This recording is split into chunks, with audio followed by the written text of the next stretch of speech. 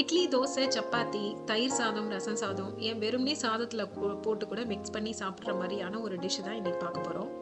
நல்லெண்ணெயில கடுகு தாளிச்சிட்டு பெருங்காயம் கொஞ்சம் சேர்த்து நல்லா வதக்குனதுக்கு அப்புறமா ஒரு கை நிறைய பூண்டு எடுத்து அதையும் சேர்த்து நல்லா வதக்கிக்கணும். அதுக்கப்புறமா ஒரு 7-8 தக்காளியில 5 தக்காளியை பீசஸா கட் பண்ணி இதோட சேர்த்துக்கிட்டு பாக்கி ஒரு 3 தக்காளியை மிக்ஸி ஜார்ல கோர்ஸா அரைச்சு கூட சேர்த்துக்கலாம்.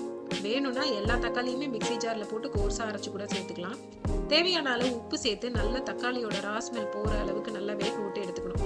அதுக்கப்புறமா கொஞ்சமா மஞ்சத்தூள், காரத்துக்கு தேவையான மிளகாத்தூள், நான் இதுல ஒரு 2 ஸ்பூன் அளவுக்கு சேர்த்திருக்கேன். சேர்த்துட்டு நல்லா சுருள வதங்கி வர அளவுக்கு வதக்கி எடுத்துக்கணும். நல்லா ஆறுனதுக்கு அப்புறமா ஏர்டைட் பாக்ஸ்ல போட்டு ஃப்ரிட்ஜில் ஒரு 4-5 டேஸ் வரைக்குமே ஸ்டோர் பண்ணி வச்சுக்கலாம்.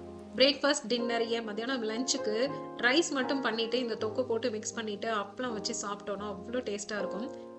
இவ்வளோ ஈஸியான ரெசிபியை இது வரைக்கும் ட்ரை பண்ணலைன்னா கண்டிப்பாக ட்ரை பண்ணி பாருங்க.